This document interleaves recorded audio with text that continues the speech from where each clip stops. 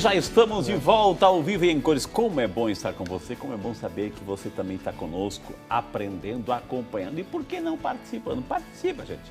Liga para o seu vizinho, liga para o seu vizinho. Também estamos ao vivo pelo Facebook. Procure lá, Rede Século XXI, manda o link para o seu amigo. Ah, mas não pega a TV, mas pega a internet, não pega? Então manda o link lá para acompanhar. O assunto de hoje é muito importante, gente. Diabetes, como prevenir, como entender, como lidar com essa questão, principalmente do açúcar, que precisamos de energia, mas porém o açúcar pode ser favorável, mas também pode ser o grande vilão aí dessa história. Conosco o doutor Danilo Vilagelin, médico endocrinologista. Tem alguém que se entende, endocrinologista e metabologista, que ele entende do metabolismo. Por que, doutor Danilo, que com o passar do tempo o nosso metabolismo vai ficando mais lento? Infelizmente, uma das coisas que a gente vai envelhecendo vai tendo algumas mudanças no nosso corpo. E o metabolismo sofre a ação dessas mudanças. Então, não é bem comum no consultório a gente ver que assim, ao longo do tempo a gente vai ganhando mais peso, a gente tem uma dificuldade maior de perder peso.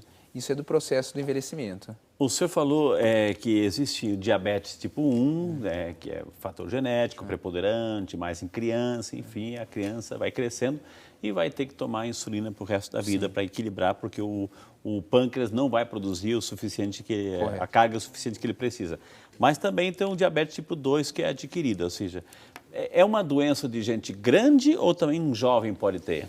Olha, tipo 2. Interessante. O diabetes tipo 2, classicamente, surge na quarta, quinta, sexta década de vida. Dos 40 anos para cima. Era uma doença de pessoas mais velhas, vamos colocar assim. E, infelizmente, hoje, com a epidemia da obesidade, a gente vê cada dia mais cedo aparecendo pacientes com diabetes. Antigamente, você viu uma criança gordinha, doutor, nossa, era sinônimo de saúde, né? Hoje é a mesma coisa ou não? Não, não é. Infelizmente, é um perigo. Até um um dado perigo. importante. Hoje a gente tem mais crianças obesas no nosso país do que crianças desnutridas. Então teve uma inversão. Olha só, gente. Sim. E a obesidade, ela é um inimigo silencioso, ela vai prejudicando todo dia. Então essa criança obesa, ela tem um risco maior de virar diabética no futuro. Entendi. Entendeu? Uma criança, um jovem magro, pode também ter diabetes? Pode ter Ou seja, diabetes. não é só porque é gordo, obeso que vai ter. Uma pessoa... O diabetes tipo 2, que é o mais prevalente, o mais comum em nosso meio, está mais relacionado à obesidade, mas ele não é exclusivo dos obesos. Existem pessoas magras ou pessoas com peso normal que vão desenvolver diabetes. Eu quero convidar o senhor a conhecermos juntos, a recordar a história do Tiago. O Tiago é um jovem, né? Um jovem que foi diagnosticado de diabetes, mudou a rotina. Vamos perguntar para o Tiago. Tiago, o que você está fazendo aí para conviver com isso? Como é que é a tua forma de alimentação? Como é que você lida com essa doença? Tiago, fala para nós. A alimentação é um dos principais desafios para quem é diabético. Fast food e guloseimas é o que encontramos na maioria das praças de alimentação. Ainda são poucas opções de comidas adequadas em locais como este. Fomos acompanhar um pouco da rotina do Tiago. Diabético há 16 anos, ele nos conta as dificuldades encontradas na hora da alimentação. Como que você faz isso? Você pensa antes de colocar cada alimento? Sim. Vamos lá. Possível ter prazer? Sim, eu não tenho nada para reclamar do que eu como. Eu acho que eu como muito bem. Tá bom. Porém, a gente tem os sofrimentos para acertar as coisas. Vamos andando e os desafios também vão crescendo. Apesar da variedade, ajustar os alimentos ao cardápio não é uma tarefa fácil. Acho que a batata tem bastante carboidrato. Tá. Então, o que eu vou fazer? Todas as coisas que eu pegar, eu tenho que começar a fazer uma contagem. Tá. Por exemplo, se eu tiver que comer, sei lá, 50 carboidratos, eu tenho que ficar preenchendo. É como se fosse um carrinho de compras. Eu tenho que ficar preenchendo esse carrinho com o que eu posso consumir. Esse é um grande vilão. Cada colherzinha... Ó, aqui já começa outra dificuldade. Cada estabelecimento tem uma colher diferente. Eu não sei o tamanho da colher e as nossas medidas estão todas indicadas por quantidade de colher de sopa, de colher de não sei o que. Eu não sei nem qual colher é essa, então é uma dificuldade que a gente enfrenta. Entendi. Então é por estimativa que eu vou calcular o que tem aqui mais ou menos em colheres de sopa, que é o que eu sei. Depois de feito o prato, vem a parte mais complicada: deduzir a quantidade dos alimentos para a dosagem correta de insulina. Eu vou fazer agora uma contagem em cima do que eu acho que tem aqui. Poderia estar costumo fazer uma separaçãozinha aqui. Creio eu que tem 6 colheres de sopa de arroz, 1,5 de feijão e um pouquinho de batata. É isso, e a fritura. É isso que eu preciso contar. Diabético do tipo 1, Thiago usa da bomba de insulina para o tratamento da doença. Eu informo para a minha bomba. A bomba, ela fica, é como se fosse uma sonda, ela fica conectada no seu corpo. Isso. Ela é introduzida por um catéter, só que a agulha não fica no meu corpo, fica tipo um plastiquinho. A quantidade de unidades que isso é respectivo da minha alimentação em unidades de insulina para ele me injetar. Daí só dá um confirma. Isso, sim. Eu clico em administrar, ele já vai mandar, já está até mexendo aqui a bombinha, ele está injetando em mim essa quantidade de insulina no meu corpo. Então vou deixar você almoçar, bom apetite, e aí a gente volta para a sobremesa, que também é uma parte bem difícil. Thiago, vamos ver agora a sobremesa. É um momento difícil para o diabético, né? E aí, você sempre come, tem o costume, como que funciona isso? Eu atualmente evito comer doces, tanto com açúcar como sem açúcar, eu não pratico muito sobremesa, eu não uso muito, não tenho esse hábito. Porém, eu gosto, né? Isso assim é mais complicado porque não tem uma tabela nutricional com o produto, né? Então eu tenho que correr atrás da informação. Se eu tivesse, por exemplo, um tabletinho de chocolate, lá atrás já fala quantos gramas tem. Facilitaria. Mas aí nesse caso eu pegaria um docinho e faria uma estimativa. Pequenininho. Isso.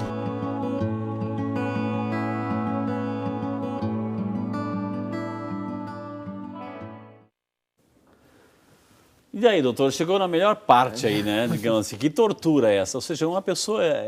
comente a história do Thiago, doutor. Ele está fazendo certinho, isso ainda é usado hoje, né? Esse tipo de aparelho. Sim. A história do Thiago ilustra bem o que a gente acontece em pacientes do consultório. Então, provavelmente o Thiago tem diabetes tipo 1, ele tem desde a infância diabetes. Então, ele precisa tomar insulina. E hoje em dia, com a tecnologia, existem alguns dispositivos que podem infundir essa insulina para ele. Então, a gente pode tomar injeção, que a gente tomava antigamente. Hoje existem canetas onde a agulha é menor, o paciente tem menos dor, a criança tem menos dor. Ou pode usar o que a gente chama de um aparelho de bomba de insulina. Esse aparelho é acoplado, igual o que ele fez, põe na cintura junto com o cinto e infunde insulina numa velocidade pré-programada durante todo o dia. E ele tem a capacidade, conforme ele vai comendo, ele digita no aparelho e injeta uma quantidade maior, conforme com o alimento que ele está comendo.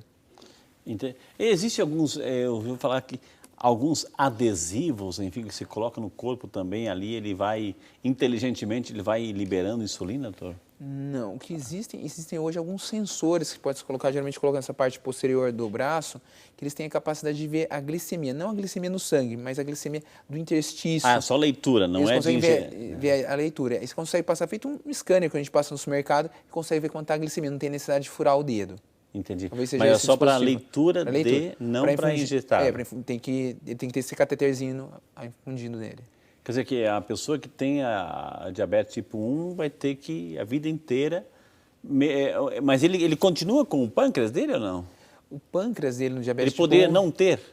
O que acontece com o pâncreas? Ele está presente lá, mas a célula que produz insulina chama célula beta. Essa célula é destruída. A diabetes tipo 1 é uma doença autoimune. Então, o seu corpo produz algumas substâncias que a gente chama de anticorpos que vão destruir essa parte do pâncreas. Né? O pâncreas, como todo, está íntegro, mas essa célula beta não está funcionando mais. Ele só está lá. Praticamente o pâncreas só está lá, ocupando o espaço dele. Porque a maior parte do pâncreas, ele não é um órgão endócrino, ele produz outras substâncias que vão ajudar na digestão de alimentos, tudo. A parte endócrina é pequenininha do pâncreas, é alguma coisa em torno de 1 a 2% só. Que é a insulina e o glucagon? Basicamente são esses dois. Mas ele não produz a insulina, que o corpo mas o glucagon ele produz? Ele tem capacidade de produzir. Ah, olha que interessante. Agora, se ele não tivesse, aí sim. Se ele não tivesse, não se tendo o órgão, o pâncreas, vai ter que injetar insulina. Tem que injetar insulina. Ou se ele foi destruído por alguma coisa, nesse caso a doença autoimune, tem que injetar insulina. Uma pessoa que não tem o pâncreas, ele vai ter necessariamente somente hiperglicemia ou pode ter hipoglicemia? É uma situação curiosa que o senhor abordou. Então, existem pacientes que retiram o pâncreas, por exemplo, por trauma, por tumor.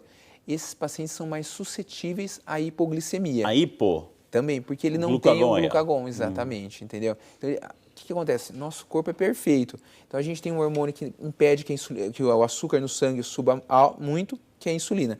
E um hormônio que impede que desça muito, que é o glucagon. Ok. Tem uma situação de estabilidade. Se a gente perde isso, a gente tem as doenças. Quais são as consequências, doutor? Aliás, eu quero mandar um abraço aqui, quero mandar um abraço. Filma o pai, tem que filmar o pai, né? Mandar um abraço, tem que filmar o pai.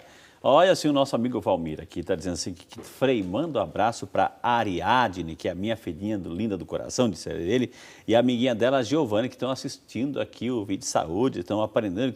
Hoje fizeram questão de assistir, porque o tema é interessante. É isso, Valmir? Né? Olha só, a Ariadne, um beijo aí, parabéns a Ariadne e parabéns a Giovana. Então, todo mundo assistindo aí o programa. Quais as consequências, doutor, assim, para ou seja, a instalação de um quadro de diabetes, seja do tipo 1 ou tipo 2, o que leva? Dizem que leva à cegueira, doutor, entre outras causas, outras coisas, consequências. O que leva uma diabetes não tratada? O senhor tocou num ponto-chave. Infelizmente, as complicações do diabetes existem e elas são frequentes no nosso meio. Elas são decorrentes da hiperglicemia, do açúcar alto no sangue. Essas complicações, quanto mais alto o açúcar tiver e quanto mais tempo ele está, tempo de duração de diabetes, maior o risco de ter essas complicações. Quais, por exemplo? Complicação, ela pode pegar a visão, levando à cegueira. É a causa mais comum de cegueira em nosso meio. Ela pode atacar o rim, levando ao que a gente chama de insuficiência renal. O paciente tem que fazer hemodiálise. A diabetes leva ao problema do rim. Levando à hemodiálise. E ela pode levar ao que a gente chama de neuropatia. Ela pega os nervos. Então o paciente pode ter uma sensação de dor, principalmente nos pés, uma sensação de amortecimento ou até anestesia. O paciente não sente nada nos pés. E essas são as complicações que a gente chama de microvasculares. Existem as complicações também macrovasculares, que aumentam a chance de ter infarto, AVC, que é o derrame, ou insuficiência arterial, que são aquelas amputações por causa do diabetes. Ou seja, a diabetes pode levar à amputação de um membro, doutor. Sim. Gente, você viu, você escutou, né? Você escutou, então, problema de rim, cegueira, problema de coração, AVC, que é o derrame, né? Amputação e a neuropatia. E a neuropatia, ou seja, essas dores generalizadas, principalmente nos pés, aquelas pontadas, tudo mais assim. Ou a sensação de anestesia. Se a gente vai colocar o sapato, o tênis, se tiver uma pedrinha lá, a gente percebe. O paciente diabético com neuropatia não percebe isso. Então ele está lá machucando. Uma coisa que é pequenininha, a gente consegue tratar, não consegue ver. Só vai ver quando está grande machucado. E infelizmente, muitas vezes isso acaba com a amputação. O diabetes é a principal causa de amputação no mundo não traumática. Nossa, gente, olha, por isso que é fundamental a gente entender, por isso que é fundamental a gente saber disso tudo, as consequências, ou seja, eu sei que a gente vai em festa, a gente gosta de doce, o nosso cérebro parece que está puxando isso, como a gente viu, o cérebro precisa do açúcar para sobreviver, senão da hipoglicemia, mas o problema é que a gente exagera. O problema é que todos nós exageramos, é um pecado coletivo isso, né? Exageramos e a gente não mede as consequências. Amanhã depois, existe um ditado na vida, e eu aplico isso para mim, ou seja, o que na vida você não resolve, lá na frente ela te devolve, às vezes um preço muito caro e sem piedade. Então, muita da solução está em nós, a capacidade de ter essa boa vontade de dizer assim, não, eu não posso. Ou, de repente, quer comer doce, quer comer um carboidrato, quer comer um macarrão, arroz, a batata, que são carboidratos, que são fonte de energia, etc. Pode até comer, mas assim, a gente tem que saber gastar, né? Então, é a caminhada, é o exercício, isso é tudo, né, Antônio? Vou dar 2 dados, talvez impressione o nosso telespectador, mas é importante ele saber. Primeiro dado, existe uma amputação por diabetes a cada 30 segundos no mundo. Gente, a cada 30 segundos, uma pessoa no mundo está sendo amputada. Conta 30 segundos aí e uma pessoa está sendo amputada. A gente está conversando faz uma meia hora, 35 minutos, então alguma coisa em torno de 70 pessoas tiveram uma amputação por causa de diabetes. No mundo. Por causa do diabetes. E 50% dos pacientes diabéticos, em média, vão morrer por doença do coração ou derrame. 50% das pessoas que já têm diabetes vão morrer por doença do coração ou AVC, que é o derrame. O problema é não deixar chegar até lá. Ou seja, quem já tem diabetes, doutor, ou seja, aliás, eu vou fazer a pergunta, eu vou chamar um intervalo. Você vai. Quem já tem diabetes, ou seja, eu fui diagnosticado, a pessoa foi diagnosticada, você foi diagnosticado, tem diabetes. O que ela precisa de hoje em diante, né? quais são os cuidados que a pessoa que já tem diabetes tem que ter para o resto da sua vida. Isso e muito mais. A sua pergunta a gente no próximo bloco vai abordar. Não sai daí, a gente volta.